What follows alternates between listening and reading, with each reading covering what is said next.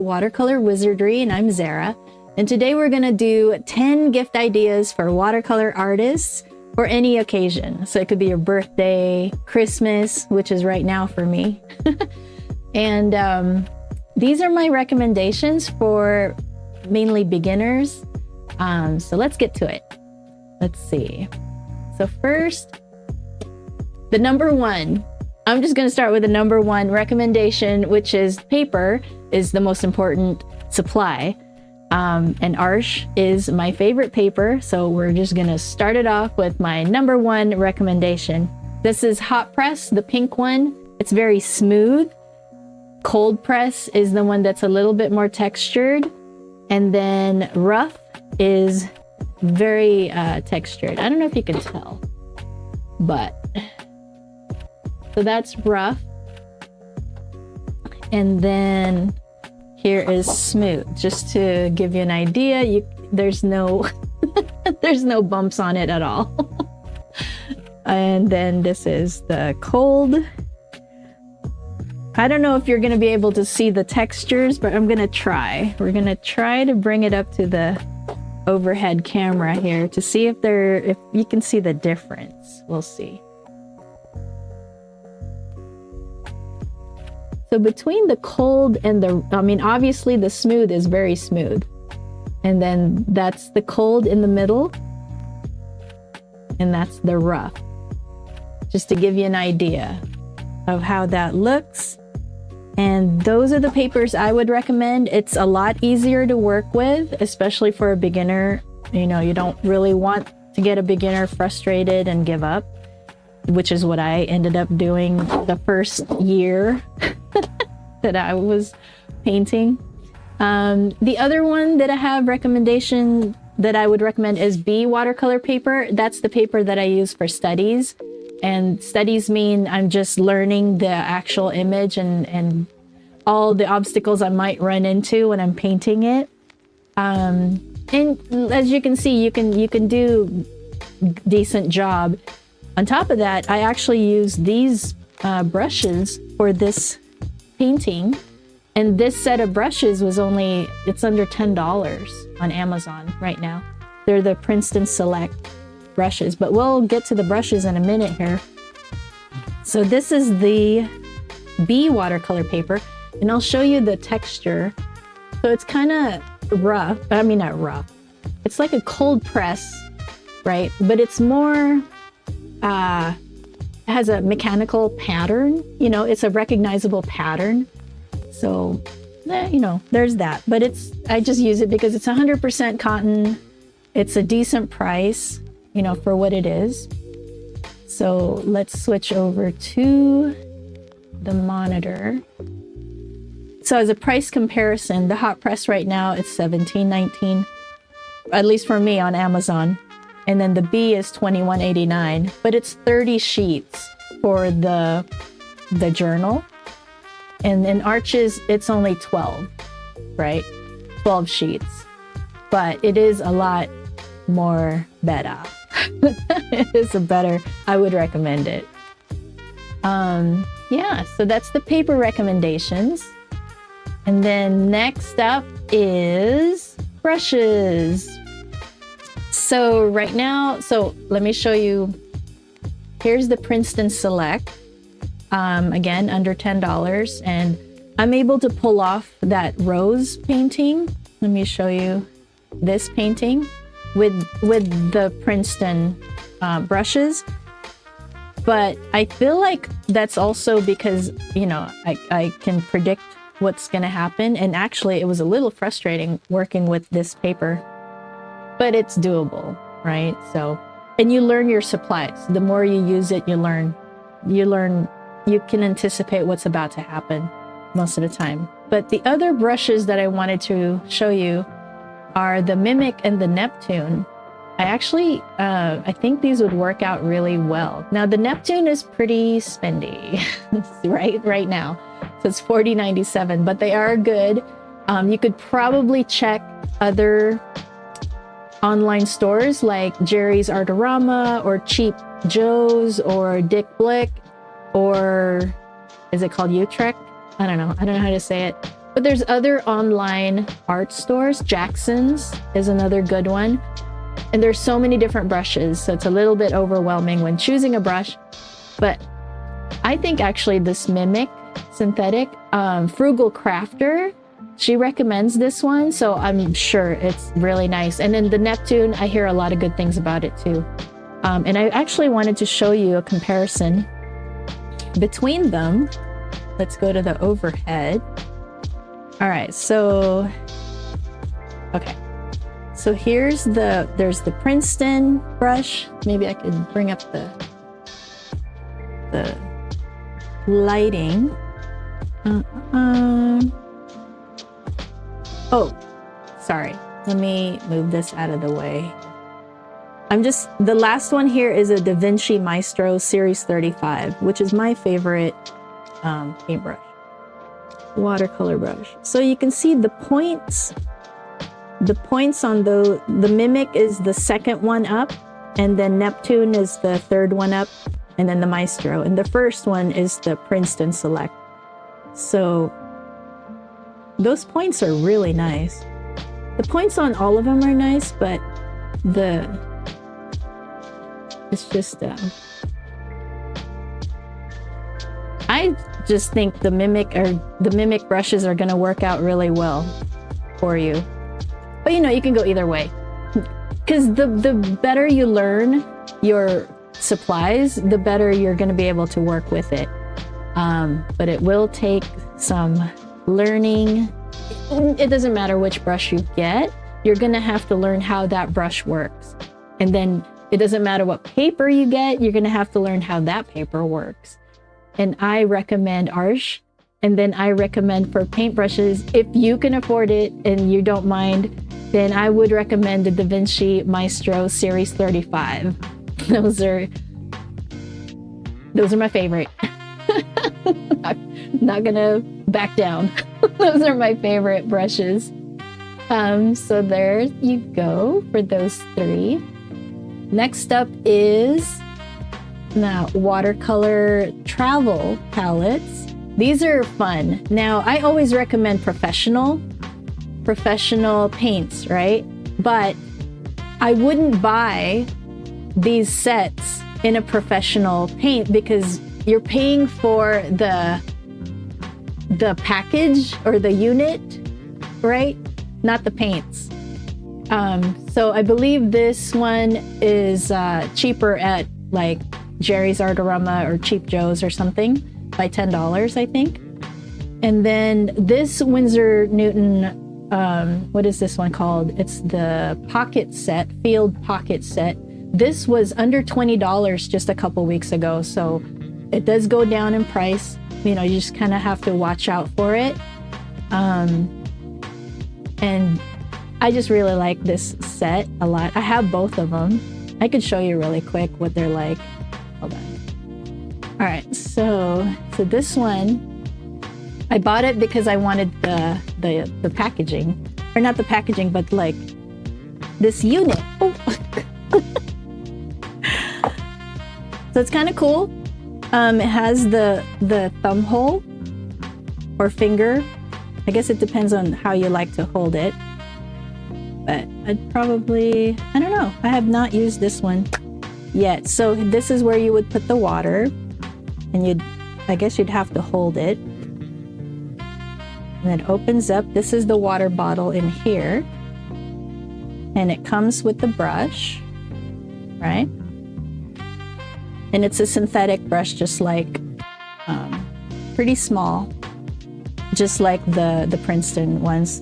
At least they seem similar, right? And this, you can put water in it. You would put it in here in the little cup thing. And then you can use this as a palette or mixing palette, right? And then this opens up as a mixing palette. This also opens up as a mixing palette. There's all your paints. And it looks like it has a warm and a cool primary set, and then some essential colors that I would call essential, like Payne's Gray and burnt sienna. I really like that it has the sponge, because that's helpful to control the water on your paintbrush. So, you know, you could, I guess, put your thumb through here and then hold this maybe, or you could just sit down, or I don't know, somehow you could paint with this. And I just bought it because it was cool and it was so small you can fit it into your pocket, which I thought was pretty cool. So there's that. Let me put back the, kind of neat. You know, it's pretty small. You could put it in the pocket of a big jacket, right? So that's that. Comes with the, you know, information. Kind of cool.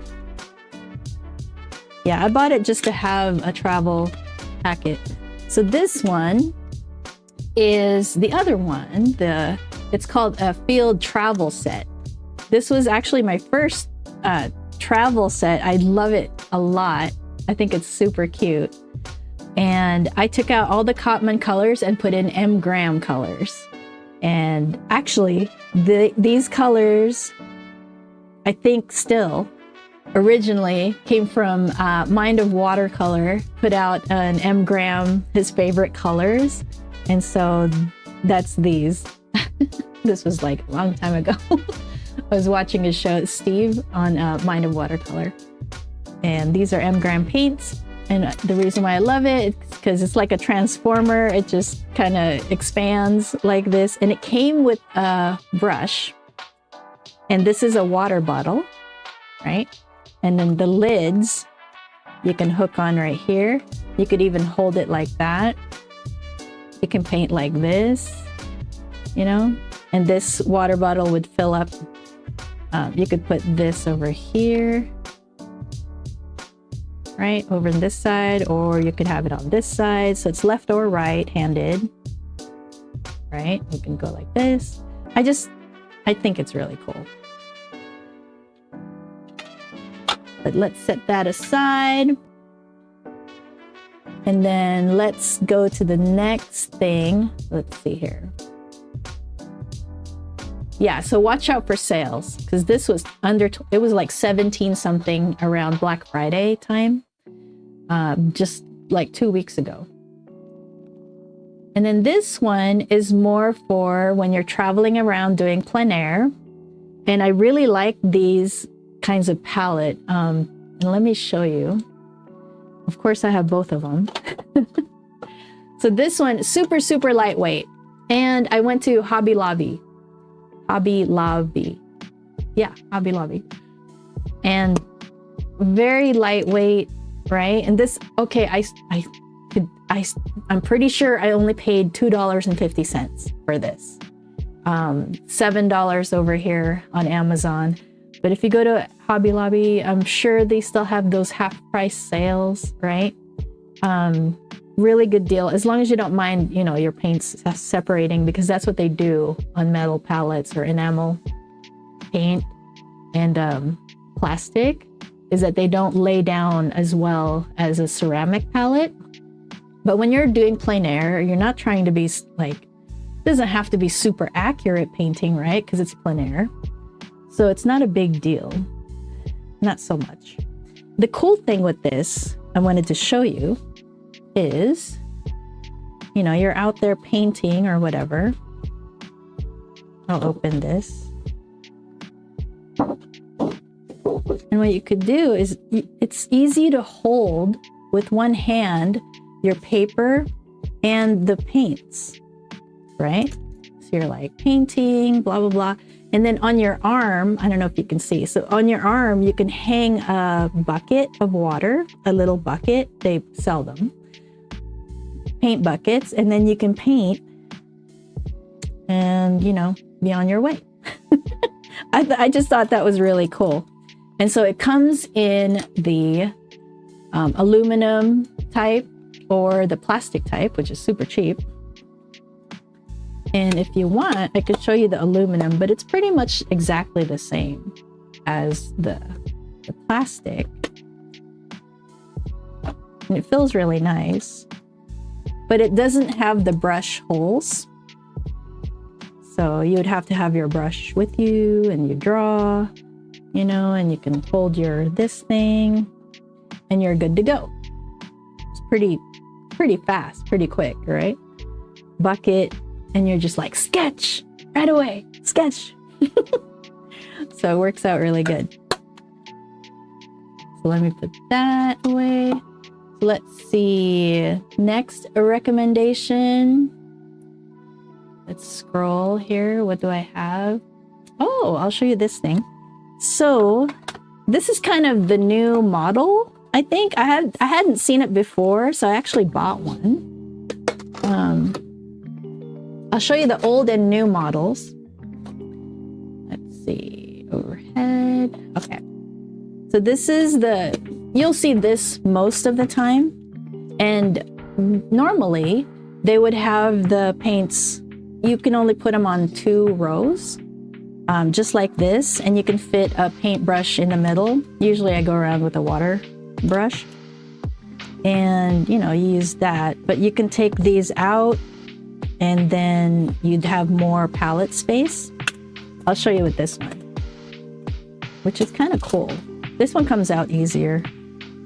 See how that comes out? So now you have more palette space, and then you have this that you can set aside and paint. So I like that too. That's kind of a cool deal. This is a new model because I hadn't seen it before. And I'll actually show you, I have a small version of it, of the palette. And I'll show you something cool. So these are magnets that you clip on, you know, like, you know, message on the refrigerator door, or yeah. And so you would clip it on your board, painting board. I taped down my arch paper on here, and this will stick. It'll stick right there. And then here's your palette that you can use, you know, you just have those magnets. You know, you adjust it however you want. And so this is a smaller size that I found a while ago. And then this can actually, you can get an easel or a tripod that clamps down on this board. And then you can be out there, it's on the easel, and your water bucket is hanging on the tripod, and you can paint away. Kind of cool. So I thought that was neat. All right. So that was my set of recommendations for gifts. I have more suggestions, but I thought those were good to start with. And so if you enjoyed hanging out with me and listening to my ideas, make sure to subscribe so you can see the next video that comes up. And I just want to thank everybody that has subscribed so far. Thank you so much, because that's awesome. And then for anybody new, welcome to the channel. And I hope you hang out and watch more videos. And I'm pretty sure the next one is probably going to be around here somewhere. All right. I'll talk to you later. All right, bye.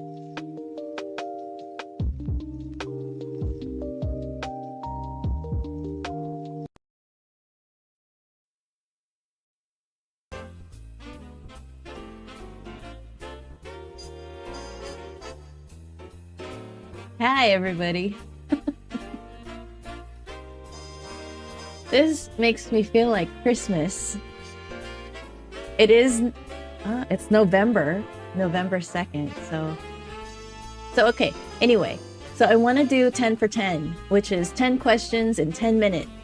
And we're going to cover watercolor paper. I want to do a series, and it would be, you know, supplies. So let's start. And let me get my questions ready here. All right. First question. What type of paper is best for watercolor?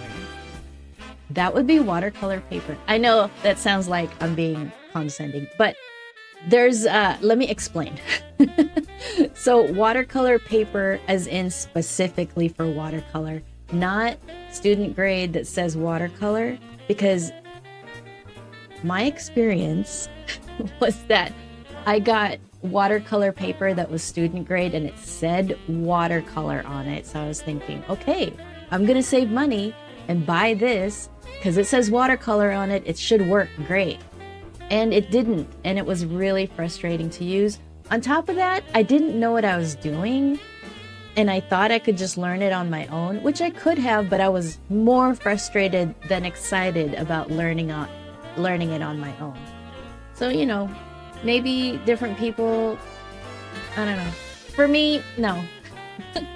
I wanted somebody to show me how to do it and just get to the point. I just want to get to the point because what I want to learn is I consider very, very beautiful, and I don't really care what other people think about the style that I love.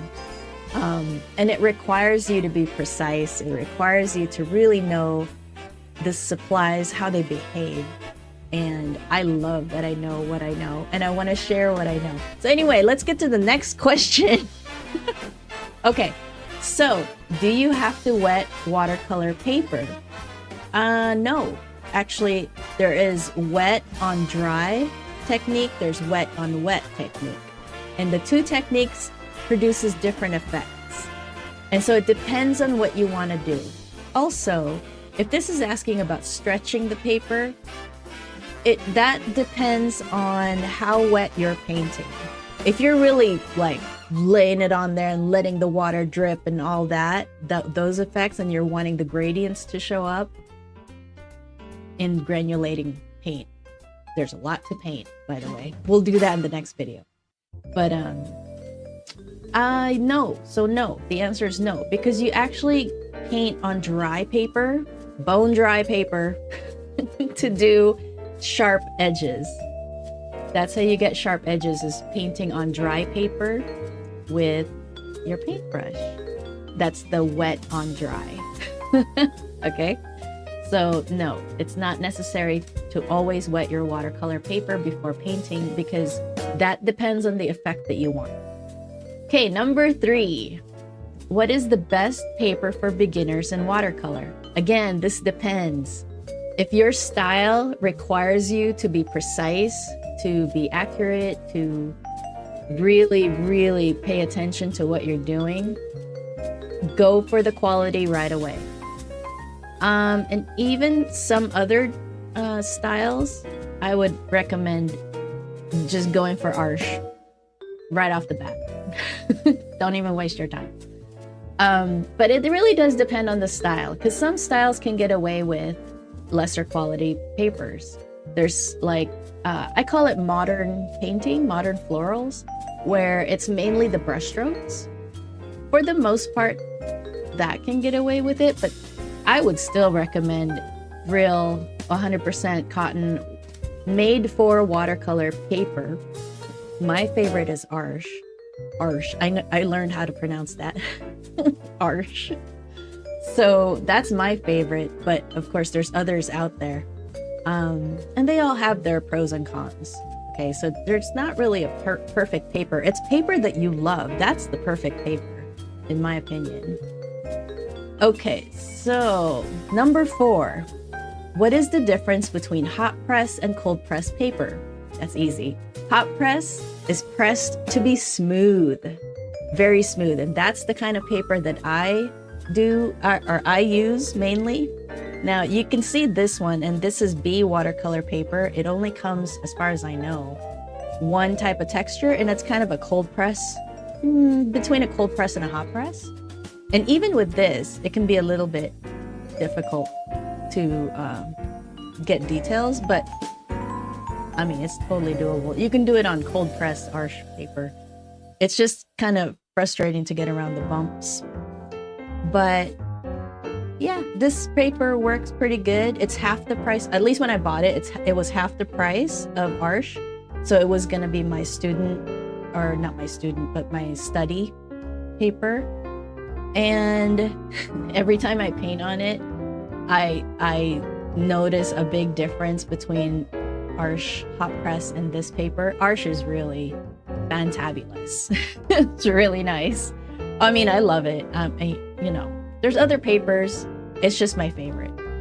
So yeah, and you can see how well, maybe you can see, I'm not sure, but it buckles and stuff. And ours will buckle too. Don't think that it won't, unless you stretch it. Anyway, I'm getting off topic. Number 5. What is the texture of watercolor paper? Oh wait, did I even answer? Okay, the difference, hold on. Number 4, the difference between hot press and cold press is that hot press is smooth and cold press is a little bit more rough, but not as rough paper. So that's the difference. And hot press is made for really detailed work. And then cold press is more versatile because you can do detailed work and you can do, you can get texture out of it too. And then rough is very textured. And a lot of dry brushing techniques show up on rough, and it looks good. Yeah. So let's see. Number 5. What is the texture of watercolor paper? Well, we just discussed that. I just grabbed these from the internet. So the texture, there's hot, which is smooth, cold, which is in between hot and rough. So there's 3 different textures. And then depending on the brand, you could have really repeated pattern, which you don't really want. At least I don't like it. I like more random looking patterns so that it's not so, I don't know what to call it, but I don't like obvious print on the paper, but it doesn't really matter. It's whatever you like. Okay. Number 6, what is the best paper texture for watercolor? This depends on your style. Cold press is the most versatile, so you can go detailed or you can get textures out of it. So it is what I would recommend when you're starting. Unless you really know what you want, then like me, I knew exactly what I wanted, and I wanted the details, the precision and all that. That's what I wanted. So I knew right away. So I was on hot press right away, but I have a lot of cold press papers to play with. And I also have rough because I think it's important to play in all the papers, including student grade, just so you know what you're getting, and you know that there's a difference between the papers, and you learn your supplies better. I do. So even if you bought paper that's not the best, you can use it for sketching. It's not a big deal. You can't mess up. So don't worry about, oh my God, what paper do I get? You can't mess up. You're going to have to play with all of it. You're going to use all of it anyway. So it doesn't really matter. So just move forward. That's the most important thing, is taking action and moving forward. All right. Number 7, what is the best paper for beginner watercolor painting? So I recommend going straight for the best, right? Arch. And if you're wanting to experiment, cold press 140 pounds is what I would recommend if you're not, too sure about which way. Or you could go with the B watercolor paper. I would just recommend 100% watercolor paper, not just 100% cotton, 100% watercolor paper. You know what I'm trying to say. 100% cotton watercolor paper. And it can't just be 100% cotton paper. It has to be sized for watercolor. So it has to be, not has to be, I recommend 100% cotton watercolor paper. All right, even for beginners, 100%. I believe in you. Okay, what weight watercolor paper is best for beginners? Oh, I mentioned that, 140 pounds. It's a good weight. That's what I use really most of the time. I have 300 pound, but I don't find it that necessary, really. So, I mean, it's nice, but I don't think it's necessary. I mean, for some things, for sure. For like professional, big and awesome paintings, and then yes. But as a beginner, no. Okay, that's number 8. Okay, let's see. What is the difference between watercolor paper and watercolor block? Okay, The only difference, and people will argue with this, because there's a myth going on that these are pre-stretched, and they're not. Unless the manufacturer says specifically, not the seller. The seller will lie to you. If the manufacturer, like the place that made the paper, states it is pre-stretched, don't assume it's pre-stretched, because it's not. And it's not a big deal. If you're not painting heavily wet types of paints, you know, it's not going to be that big a deal, but it will buckle. The only convenience for it is that it's bound, it's glued, most likely on 4 sides if you're doing expensive, but sometimes it's only 2 sides. I personally don't care for bound blocks. It's nice for plein air, like, or traveling, because it's already, you know, taped down to something. And when you're painting, you kind of, most of the time, you kind of want it to be taped down somehow. Like even this one, I've taped down the edges because, you know, it buckles. And it, you know, can be a little bit annoying. But it's not, when you're doing detailed like this is not a lot of water really. So it's not as big a deal. But if you're doing heavy water, like you're really doing gradual or gradient changes in paint, like watercolor pouring, which I love, that requires you to stretch your paper on gator board. That is fun. I love that. I love watercolor pouring, and I want to teach that too. So the difference between watercolor paper and a watercolor block, that's not a good question, because it's all watercolor paper. No matter if you're getting watercolor rolls, you know, big roll where you can roll out like 8 feet and you can have an 8 feet watercolor painting. Those are the rolls, a big roll. Or sheets is the next size down, and that's about 30 to 20, you know, 30 by 20 inches. Like, I don't know exactly, 22 inches by 34 maybe? I don't know it exactly, but it's a big sheet that you can cut up. And it's actually cheaper to do it that way, especially Jackson's has a paper sale every year, I think about February. And even though they're way in the UK, they're worth it. I think they're worth buying from as far as that sale goes. And a lot of times, a lot of their paints go on sale. Anyway, I'm going off topic again. So let's see. There is no difference between watercolor paper and a block, aside from it's glued from all sides. Okay. Question number 10. What is the purpose of a watercolor block? Oh, convenience.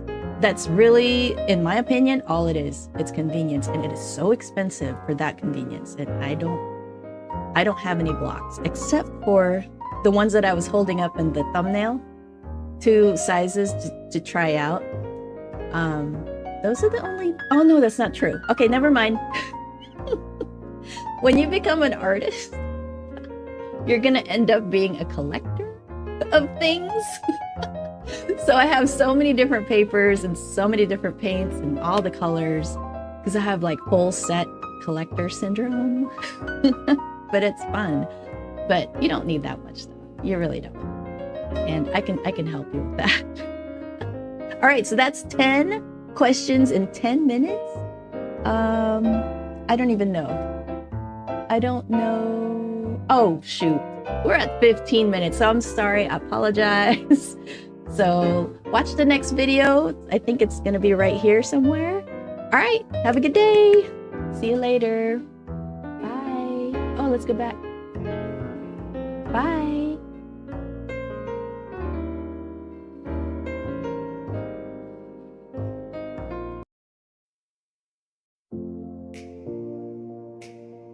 Hey, everybody. Welcome to Watercolor Wizardry. My name is Zara, and today we're going to answer the top 10 questions that beginners ask regarding watercolor brushes. So, question number 1. What types of brushes do I need for watercolor painting? Mainly, that would be a round brush, and I will show you what that looks like. Actually, I set up my camera. Let me see. Ta-da! Let me zoom in here, actually. That would be much, much easier. Get this out of the way. So these are my favorite brushes. This is actually my own brush case. Ooh. Is that good? Right? So I love having my brushes with me because, I don't know, I love them. So, okay, so the center is the ones I use the most, and these are rounds. And how you can tell a round is that the ferrule, that's this part right here. Oh no, actually that's this part right here. And then there's the stem. I don't know all the parts. Anyway, the ferrule will tell you how thick how much bristles is in there and how thick it is. But it's round. That ferrule is round. So on a flat, obviously, it's gonna come out flat. And then the different cuts will have the different names of the brushes. Like this one is a cat's tongue, is what it's called, right? So for beginners, or for all watercolor artists, generally rounds is what you'd have, because they can do everything pretty much. The other brushes are mainly for convenience. Plus, they're better at certain things. So, what brushes do you need? Rounds, flats, and whatever you want. Okay? Rounds and flat brushes for washes. Liner brushes are good. I have this teeny tiny liner brush. I have many different sizes. This is just the latest I bought for a certain something. And I just put it in with the other Da Vinci Nova brushes. It just depends on what you're doing. Like, look at these teeny tiny brushes. So it just depends on what you're doing. These are all different brushes for different things that I want them to do in a certain painting. Okay. So question number 2, are mop brushes best for watercolor? Okay, so as you can see, these are all mop brushes over here. This is a mop brush right here. Notice how they have a different, they have all these wires wrapped around. This is a mop brush also. So this is a squirrel hair mop brush, and this is a sable Kolinsky hair. I prefer natural hair. This one is actually pretty cool because it has this silver tip in the back, and I use this. This is used for drawing, for sketching on watercolor paper. There's a chemical reaction, and it causes lines to be drawn on the paper. So this is a nice travel brush, so you don't have to carry a pencil, and it doesn't have graphite. So it's pretty awesome. I have 2 of these brushes actually. This one also has that, right? And that's for drawing. Da Vinci is my favorite brand, and I prefer natural hair brushes. Let's go. So mops. Are mop brushes best for watercolor? They're great. They're really great. Mops are what I use for portraits because they're so soft, and they really just release the pigment onto the paper in a more broad, soft way. So these brushes right here, these are Maestro, and they're series 35, and they're designed to be needle point. I'll wet one to show you how sharp they get. Should have probably wet one before I started the video, but that's probably, you know, once you work with them a bit after they've been dried for a while, they get really needle point.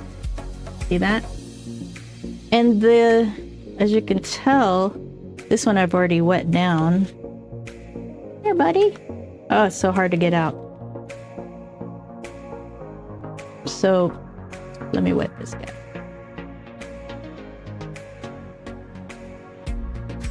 I love Da Vinci because I love their brushes. I'm sure there's other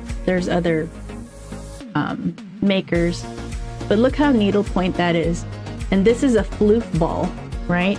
This is like, well, this is smaller, but you know, it's floofy when it's dry. But it goes needlepoint once you get it wet. And so that way you can do really tight lines, you know, like a liner brush. And that's why I really love these Maestro brushes. Series 35. There's different Maestros. I hope that's not confusing. As a beginner though, you can start with some synthetic brushes. It really depends on your style. It depends on the style you're doing. So as an example, like, okay, so see this gorgeous painting, right? This painting is currently done with these brushes, and they're synthetic, very inexpensive. This whole set is $10 on Amazon. They're the Princeton Select. It's the round set. It goes to 6 and 3/0. And that's the smallest. But they are for me a little frustrating to work with, because I'm capable of handling a different brush and a different level of paint on the brush, and these don't hold much water and paint, which is good for beginners because then you go slowly. It really helps you slow down. But for me, it's a little like I'm impatient and I just want to get it down, and I'm good at control. So they're frustrating, but I've been painting that painting only with these brushes. So you can certainly accomplish, you know, good paintings with any brush. Because you're human and you're freaking amazing. That's why. So let's see. What's the significance of brush bristle types? Okay, that's good. That's a good segue. So natural hair brushes, you're going to be able to hold more paint and water, which means that you can paint for a longer time. As long as you're good at water control, then you're not going to overpaint or overdump a lot of pigment in a section pretty easily. With synthetic bristles, they don't hold that much water, which, you know, is good. It's good for beginners because it slows them down, like I said before. And I recommend them, but at the same time, it's hard to say if I'm able to just control them better, because I know, you know, like I have a feel for water control, but I think it would be good for beginners. I do still think that they would be decent. And but if you want to go up a level, there are other synthetics that are, you know, will hold a sharper point. Like, I'll wet this down and I'll compare it with this guy, because they're about the same. All right, so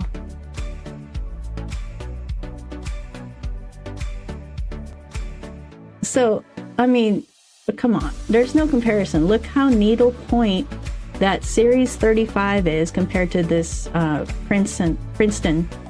But if you look at how much this is, it's quite a bit more money. But if you take care of your brushes, they'll last you a lifetime, right? So I hope that's not confusing. If you have any questions, let me know. So differences, the significance of brush bristle types. Synthetic doesn't hold as much water, generally speaking. They're making different synthetics now for different uses. So there are some synthetics that will hold a lot of water. You just got to read the details of that brush and what it's designed for. But these blue ones are the ones I recommended for hyper-realistic style, just because it slows you down as a beginner and you can go a little bit at a time.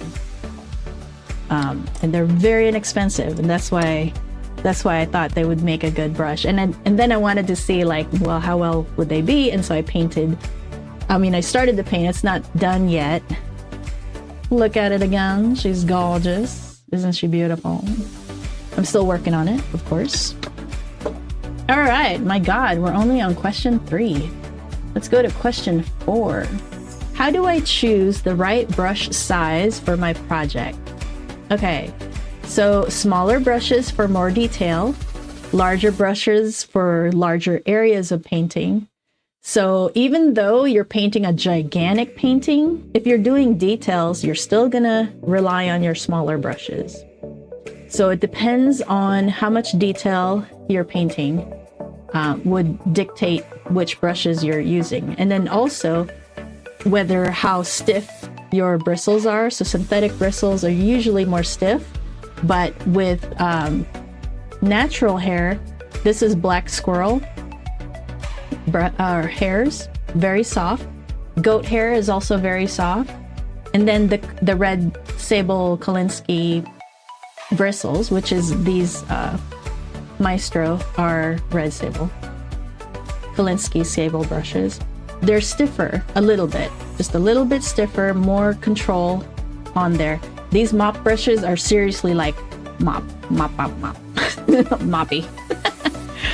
And then these are over here. My flats are the silver black velvet brushes, which is actually a combination of synthetic and natural hair. And it's a nice in between. They're still, they're still going to be more expensive than synthetics, generally speaking. There's so many brushes out there now. It's crazy. And I understand the confusion. Back behind here, I also have the silver black velvet brushes too. See? I like them. A little short. Yeah. So yeah. All right. So just so you know, I would love it if you would subscribe in case you're having a good time on the video and learning things. I would greatly appreciate it because I would love to reach monetization. And thank you for subscribing and coming back and watching videos. All right, how do I clean and care for my watercolor brushes? So I found my cleaner. Let's see. This is the brush cleaner that I use. It's really nice. So I just, use it right here. See, I hardly have used these because you don't really need to clean your brushes too much as long as you take care of them, right? You rinse it out with water. Water is the medium, and so once you rinse it out and then you dry it, and when you dry it, make sure you're drying it not on end. So you don't want to dry it like this where the water will go into the furl. You want to dry it either laying down or pointed down. I generally have it at an angle, and then the bristle part rests on paper, like whatever I'm using to pick up pigment. And then I have a linen sheet that I lay them on. And so at an angle, the linen or the cotton, is it cotton? Linen. I have linen, I don't know. But the material, I'm thinking, will pull the water out of the furl. Because what happens is, for a lot of people, when they leave their brushes, don't leave your brushes in the water jug. Because then this will be at an angle, and then your brush will rest at the bottom of that water jug bent, and that could permanently bend your hairs, which you don't want. So I just leave mine laying down and let them dry that way. So yeah, that's what I use. It's called the Masters. I'll put a link, an Amazon link at the bottom on the description. So, yep, you just rinse it with water, really, to care for your brushes, and with mild soap, and then reshape them to a point like this guy, and then you're good to go. Let's see. What's the difference between a natural and synthetic brush? Natural hairs will hold more paint, more water, more, it'll hold more. But it also requires a little bit more skill in handling. That's why I recommend the synthetics. But synthetic is less, it holds water and pigment less, which is, I think, is actually good for beginners, and depending on the style that you're doing. Like if you were gonna do portraits, like if you just want to jump right into portraits, I would of course recommend mop brushes with very soft hairs and with very soft hairs that'll hold water, because you want really soft gradients with portraits. The face, let's see, let's look at my face. See my face? See the gradual color changes? It's not so sharp. And you get that with soft additions of pigment on wet paper. Let's get back to this view. All right. Let's see. Oh, if you're enjoying things, make sure to like the video. Meant to mention that. Okay, number 7. Can I use the same brush for different colors? Yes, all you do is rinse it. I usually have 2 water jugs. One is dirty water, so I first rinse it in the first jug, and then the next jug has even cleaner water, because I've already dumped a bunch of the pigment in the first jug.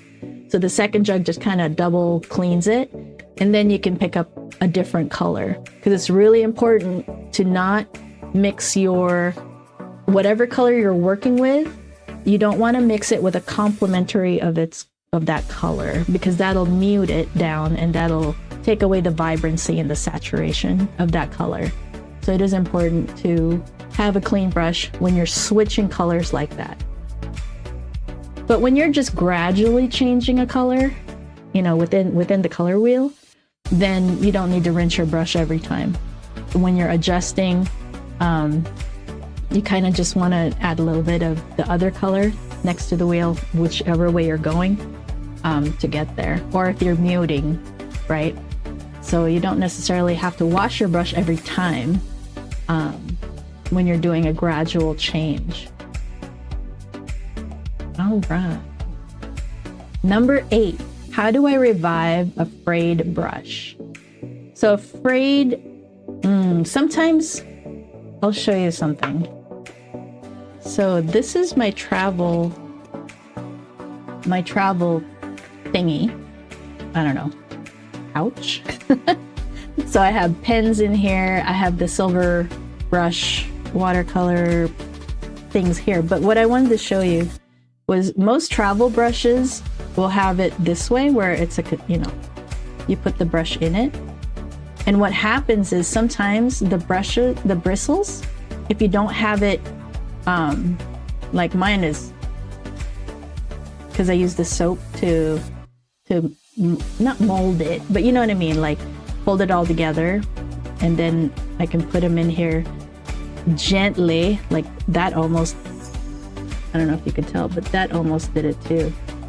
So you don't want any hairs to get bent back. But if they do get bent back, you just wash it, right? And you leave the soap, and you have enough soap so that the hairs you can shape the hairs back together, back to that shape like this, right? And this one has no soap at all. It's just phenomenal. It's just lovely. But you shape it back, and if you have any bent hairs, you do your best to try to shape it back. And if you cannot, which sometimes happens, you're gonna have to cut those hairs. But I do suggest that you work with that hair that got bent back. So yeah, you have to be careful when it comes to travel brushes that are set up this way. Close that. my cute set. But yeah, but you can work with hairs that get bent back. Let's see. What's the purpose of a watercolor mop brush? So mop brushes are these guys right here, this style brush. Now, if you notice, they're very, very big. They hold a lot of pigment. Mostly they're for very soft additions of pigment onto the paper. So I use them a lot for portraits, to get the face right. And layering. They're actually excellent for layering. I actually have different sizes all the way down, you know, because they're fun and I love them. Yeah, so mop brushes are more for soft painting. And then you have a little bit more stiffer type of bristle to do more detail. Mops can do details too, but you know, you can work with whatever you've got, really. So let's see. Number 10, do I need to invest in expensive brushes as a beginner? No, actually. Yeah, I recommended these guys, which is what, $10 for the whole set. When you're starting with hyper-realistic or realistic type of painting where it's detailed and you want to get, you know, slow, gradual of color changes, adjusting the tones and stuff, and you're just learning, you can do it with these brushes. And that's it. I think I covered everything. Hopefully not too long. Oh man, it's 22 minutes. Hopefully that's not too bad. Yeah. So thank you so much for being here. I think the next video is on this side of the thing. Hope to see you in the next video. I'm not sure what I think it's palettes. I'm going to show you different kinds of palettes and what palettes are good and what I recommend and what I love. Okay, well, thank you so much. Have a great day. Thank you for being here. And see you again soon. Okay, bye.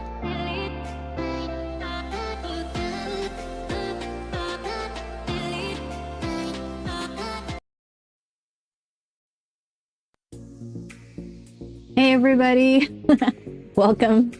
So let's start with unboxing. Well, technically it's already unboxed a little bit, but that's because they packaged it so well. They even had a sticker here and I had a hard time opening it. So I went ahead and cut that. So let's look in here. So this set of brushes comes with a bag. Now I don't usually keep my brushes in a bag. And I'll talk about that a little bit later here.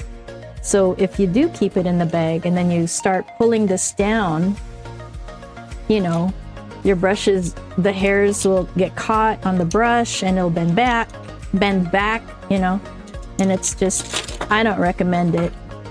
But it's nice. As far as a gift, this is cool. I really like the packaging as far as the gift, you know, if you're giving it as a gift.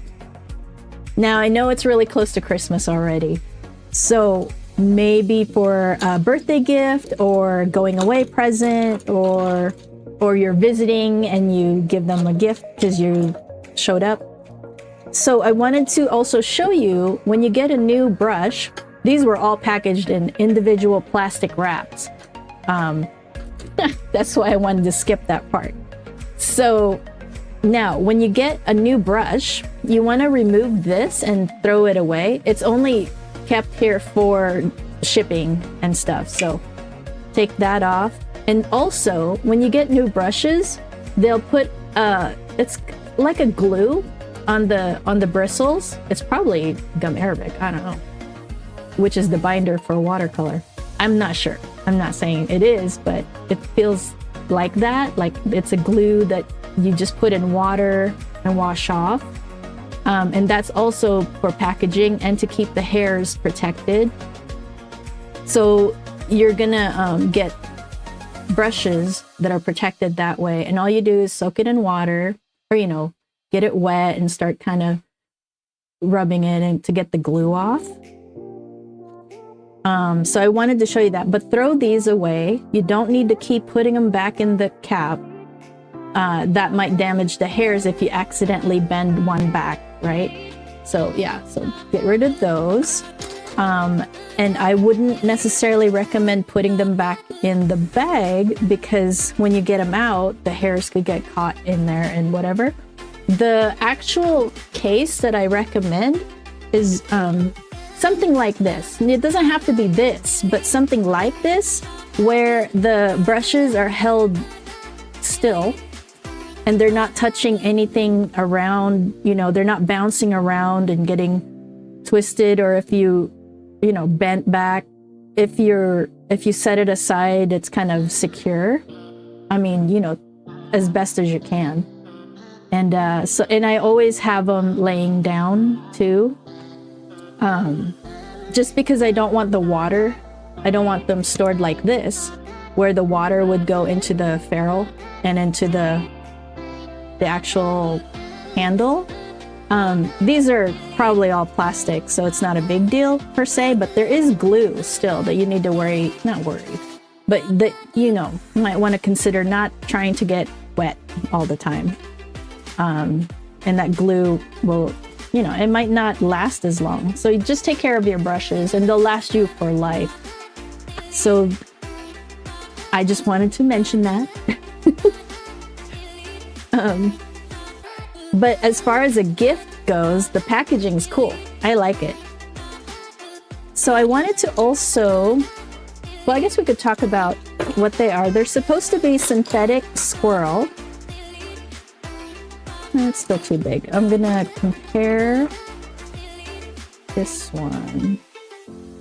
It's a size 3. It is a little bit smaller than the rest of these guys, but it's the closest one. Because the 6 is it's a bit big. Did I? I mean, I don't know. It's pretty close. So,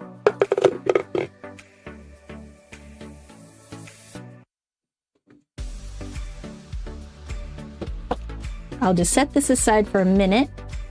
Now that we're done playing around with that, we'll compare the tips in a little bit. Or the points, I should say. All right, so let's see. I wanted to touch on the packaging. It has great gift-giving packaging. And the bag's kind of cool too. Affordability, yes. Let's go look at the monitor. I wanted to show you, oh, that's why. So they're just $25 right now, and you get all of that. I think it's 10. Yeah, 10. 10 professional. And let's go through like which ones they are actually. So you have, now the other thing too I wanted to mention, the sizing, right? The size of rounds. They're not, okay, so the sizing, they don't match any other brand. Every brand has their own size.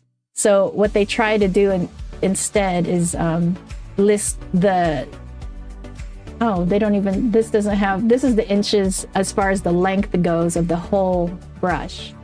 But on more expensive brushes, they'll give you the size. Let's go to the overhead real quick. They'll give you the size of the ferrule, and that'll tell you how thick the brushes are, or the bristles, right? So they'll always, not always, but I mean, I think always actually, for more higher end brushes. This is a DaVinci Maestro Series 35.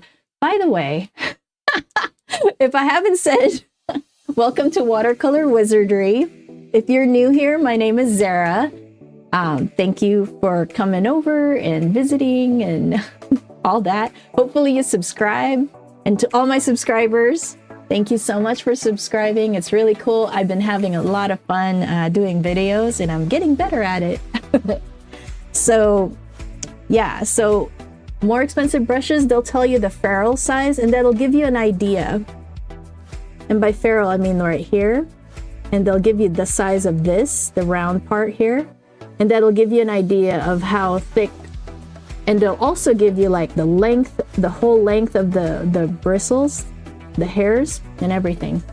So it's kind of cool. And if we compare these, I was going to compare them later, but we can do it now. So you'll see that the length of the hairs are all different. If I could line them up perfect, that would be cool. So you can see the Maestro is super, super long. It has a bigger belly, but it is more expensive, right? That's the trade-off. Huh. Let me wet this down too, because this has glue on it. So yeah, those are things to think about when you're getting new brushes. But you know, when you're just starting, inexpensive brushes, just, you know, play around with those. You'll be able to create nice paintings with inexpensive brushes. In fact, I'll show you if you I mean, I don't know. So this painting right here is one I've been working on. I've been planning on trying to finish it, but I wanted, since I started it as a live stream, I wanted to finish it as a live stream also. And I've been working, I just been busy with a bunch of different things because I'm also starting a beta course or a beta group for the course, watercolor course that takes you from beginner watercolor foundations up to hyper realistic style like this, right? And yeah, I'm gonna have a beta. It's called a beta because it's the first run through. It's the first group of people to go through the course, and we're gonna go through it together, and it's gonna be great. And I'm excited about it, but there's a lot to be done. I mean, you know, not really. We could start it, just start it. But I kind of wanted to do a few things. So yes, if you're interested in that, actually sign up for sign up for anything on my website, watercolorwizardry.com, and I want to send like a discount for anybody that's on my list, in list to, if you're interested in learning watercolor through me, of course, you don't have to, you know, just the only reason you'd get on the list is to like learn from me. So yeah, so sign up on the website for anything, because I'm going to send it to everybody because it's the first time we're going to go through a course. So that'll be cool. And I'm excited about it too. But that's what I've been busy doing, but I will finish this. Okay, so what I wanted to say was that this one I did with the Princeton brushes, these. And the hairs on these are not meant to be like squirrel. They're stiffer. But I'm able to manage, you know, a painting like this. And that comes with some experience or whatever. But my point is that you can accomplish, I don't want to say anything, but you can accomplish a lot just by doing it. You know, learning how the supplies work, learning how your brushes work, you're able to accomplish things. So it just takes doing. That's, I think, the hang up for a lot of people, is they're afraid to start. But totally, that's why I wanted to start a course, and I wanted to start a cohort, a group of people, you know, to walk them through how to paint and enjoy it and not get so overwhelmed by it. Because I was overwhelmed when I started, and I actually wanted to quit. And then I found some paintings that were hyper realistic that just like, I had to learn how to do it because it was so beautiful. So anyway, let's get back to let's get back to business over here. So the Artigria are soft squirrel brush. So they should be softer than the Princeton. But you know, honestly, they feel stiff to me. But just as stiff as any other brush. Although the Neptune feels softer, actually. But regardless, you'll be able to paint. I mean, obviously, I painted with this one, which is meant to be stiff. So you'll learn on any tool. You'll learn if you want to. So don't ever let that hold you back. Always at least try. Well, you know, I was ready, I quit. So, and if you want to know what I recommend, obviously, I recommend the DaVinci Maestro. Once you get a better handle, actually, on brushes and how to use them. For now, as a beginner, when you're just starting, I actually recommend these three more than the last two here.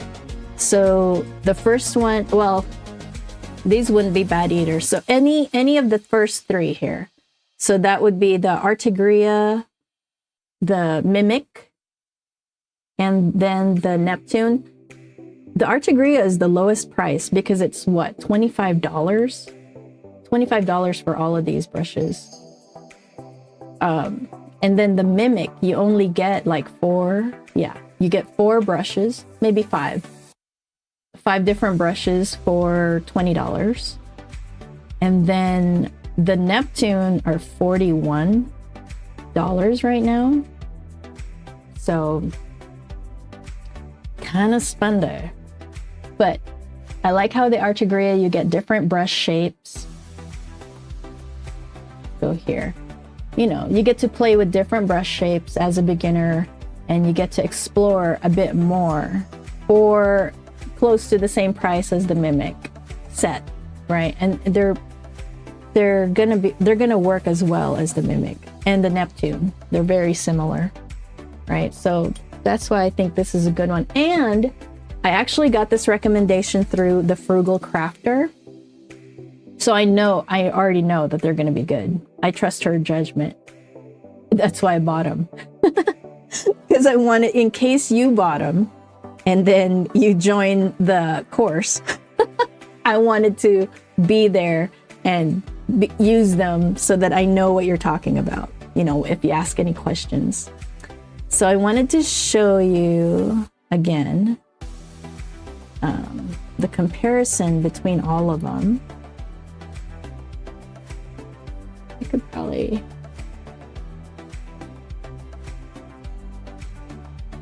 And I do apologize if I'm taking too long explaining everything, but... So the bottom one, the black bottom here, is the Artigria. The second one is Mimic. The third or middle is Neptune. DaVinci, Neptune, yes. And then the Princeton is the blue handle. And then the DaVinci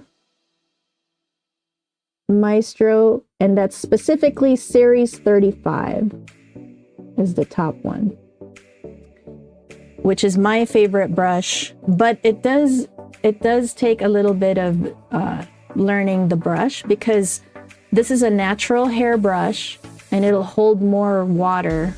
So you're gonna want to learn water control with this one. And that's what I teach in the course, because there's 5 different levels of water control. Depending on the teacher, sometimes they only teach 4.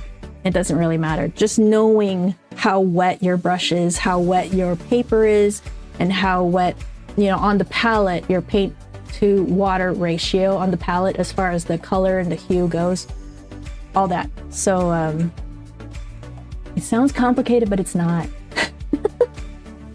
It's not. It becomes intuitive after a while. All right, so what else did I want to talk about? Let's see. I wanted to talk about their synthetic squirrel bristles, but, you know, synthetic, so not as soft as real squirrel. Brush shapes, you get different brush shapes. You even get a cat's tongue. It's kind of cool. You get the cat's tongue brush right here. It's fun to play with. You get 2 flats, which is nice, because I swatch with this one and even a 1/4 inch. I have a silver brush, silver black velvet 1/4 inch brush. I'm pretty sure is what I use to swatch out my colors, for different paints. And then you get a dagger or a striper, but it's really a dagger. No, I don't know what it is. I have daggers that are way longer. So daggers come in different shapes too. And then rounds. So you get, let's see. Oh, sorry. I didn't mean to. So you get 0, 3, 6, 8, 10, 12 size rounds. Now, those are the sizes for the Artigria brand. And on top of that, if they have a travel set, most likely those sizes are going to be different also within the brand. I know it's really frustrating, but that's how it goes. You just kind of go with it. And that's why more expensive brands tell you the ferrule size, so you have a better idea of the brush size between the different brands.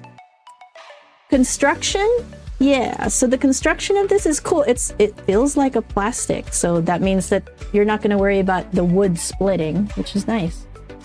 Let's see. Wide assortment, protective cap and travel bag, which I wouldn't use actually. Beautiful packaging. Oh, for gifting. Yes, I agree. Great point forming. Yeah, it looks like it does. Oh, sorry. Let's go back here. Yeah, so it does have good. Let's move this here. All right, so the points are really nice. What else do I want to talk about? User friendly. They're beginner friendly because they're inexpensive. So, you know, if you mess up and the hairs bend, or you leave it in your water jug, you know, like this in the water jug, and then the hairs won't go back straight.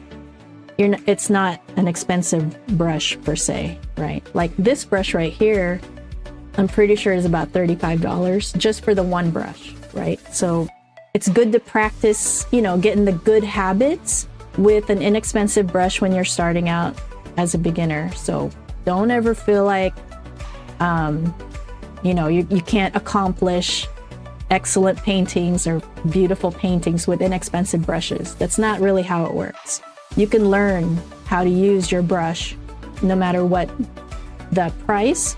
But with that said, the experience of learning to get to the natural brush and using it is lovely, lovely, lovely, lovely. So I love my natural hair brushes.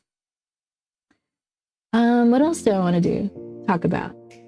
Oh yes, I did talk about storage tips, right? Where I don't really keep my brushes upright. I keep them laid down, and the case that I use keeps them laid down as much as possible. That's my storage tips. And removing those covers, because you don't want to use them necessarily. You don't need to. I think we covered everything. I know that was kind of chaotic and crazy, but you know, I'll get better, right? And I didn't want to unbox it without you guys, because that was the first thing that I got where I had a channel to share everything on, and I wanted to do an unboxing, and then it was like not working out, so it's a half unboxing. So, all right, I think that's good enough. Hopefully you stayed and understood what I was trying to say. But so the next video should show up like over here somewhere, or wherever, whenever things change, and YouTube allows you to change where things are. So, but usually I like putting it right here, the next video. So make sure to watch that, and you have a lovely Merry Christmas and the rest of the year. And yeah, I'll see you on the next video. Okay, bye.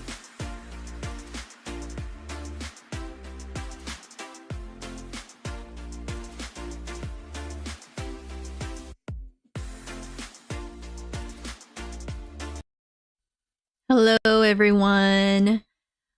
Let me start the music and hi. I still don't know where to look. Okay, so we're talking about tracing versus drawing. A lot of people have like blocks against tracing because they think it's gonna forever prohibit them from being able to draw. Okay, you guys, if you want to draw, you learn drawing, and the site I recommend is proco.com. I'm sure there's other ways to draw. There's books There's free books actually in the library. It's I almost said open source, but it's public domain actually. There's drawing books that are in the public domain. I wish I was more organized. I would have links, but I'm not.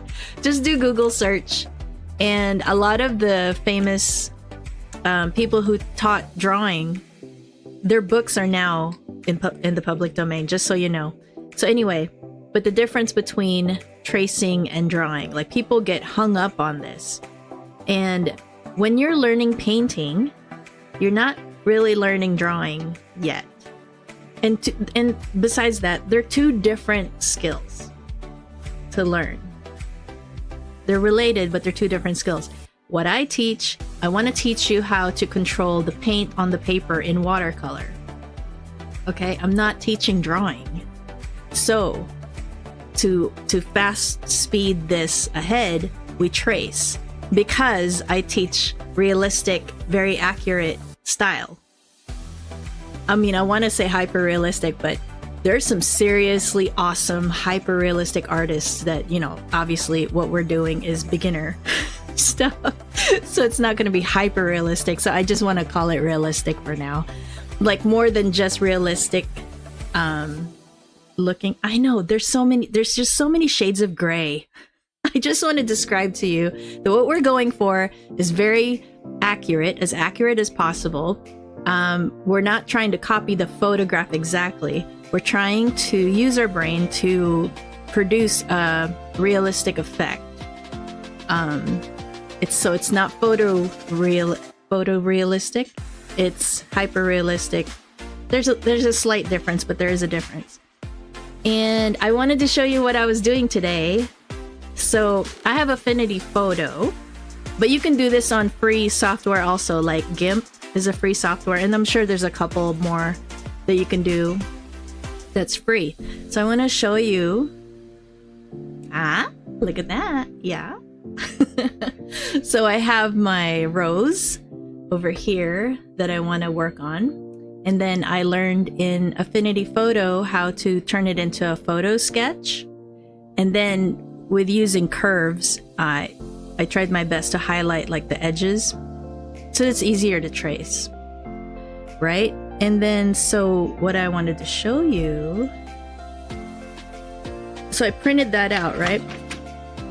So I'll show you what I first started with. So I first started with I printed the photo. I have a laser printer, so you know it's not that good as far as really accurate photographs. But my goal is to use my phone anyway, as a reference photo thing. I'm pretty sure I downloaded the photograph, but now I don't remember. Oh, I did. Yes, I did. Right? So basically, I'll have my phone, you know, and I'll just zoom in, zoom out, you know. It's a really great, for me, a great way to get in there and really look at the details and then get as close as possible to the details. And then step back and then do my own thing, right? But as accurate as possible is what you're going for. And then you have room to adjust it for yourself. And then it's your style. So this photograph is actually available on Unsplash. I will link it so that you have it. And then, okay, so what I was saying was, so I printed it like this and I couldn't see it. It was really hard to see. Like, I'll turn this off. You know, it was very difficult to see. I'll also link this in the description. It's the, it's just like, I found it for $14 on Amazon, right? So I'll link that, but you do your own shopping. Like, I don't know the detail. I just have like 4 of these because they're so inexpensive and I love them. They're lightweight. They're just USB powered, light box. It's not a box. It's a, see? Oh, you can't even see me. It's very lightweight. So what's gonna happen? Okay, so I printed it on my laser printer, and it prints black and white because I don't have color printer. But that wasn't working out, so I learned on Affinity Photo how to do this version, and now I just, you know, I'll turn off more lights. I'll do the tracing tonight when it's dark, and trace this out so that it's ready for painting. I might trace a couple, I don't know what I'm doing. I'm going through the process. So that's what I wanted to show you. I was proud of this today. I thought that was really cool.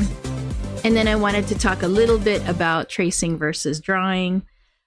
I believe that for beginners, don't worry about being able to draw yet. If you're wanting to do the style of painting that I want to teach, which is hyper realistic or realistic, really, watercolor, don't worry about being able to draw yet. Because what you need for that final painting to convey that realism is accuracy. That's what you have to learn, is very accurate as far as the colors and the tones. That's what you're learning. You're learning how to manipulate watercolor, working with the supplies that you have to transform something realistic. So I'm not worried about drawing right now. What I'm worried about is accuracy, a good pencil sketch, and you learning how to layer colors to build up to a realistic looking image. That's my goal. Once you learn that, you can have a separate drawing sketchbook. Here's the other thing too. Don't try to sketch on your watercolor paper. You want to transfer your drawing onto the watercolor paper so that you're not, you know, tracing and drawing and stuff on your watercolor paper and erasing, and that damages the fibers on the watercolor paper. Watercolor paper is specifically for painting, not drawing on it. I mean, not like, you know, building up your drawing. That's what a drawing sketchbook is for. Once you're done with your drawing, then you transfer that image onto the watercolor paper. For the painting part of it, two separate things. So that's what I wanted to talk about today. So tracing is very beneficial for a beginner.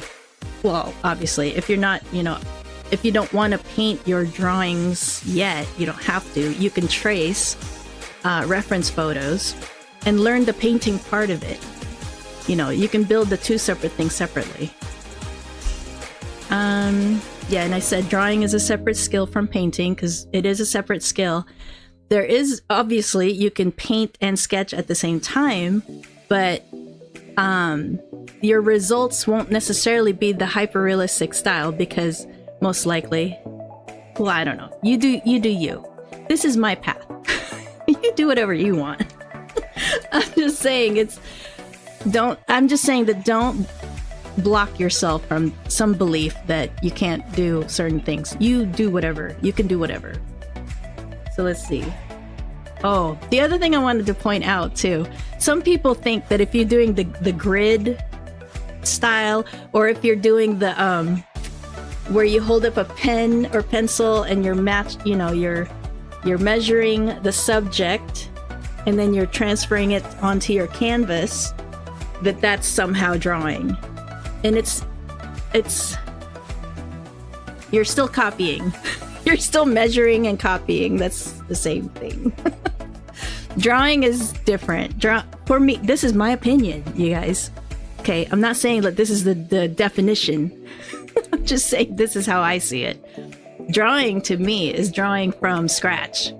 And you can have reference photos, you know, you can have reference there, but you're not like directly copying necessarily. You're drawing each item and 3Ding it or whatever, you know, and then that's to me is drawing.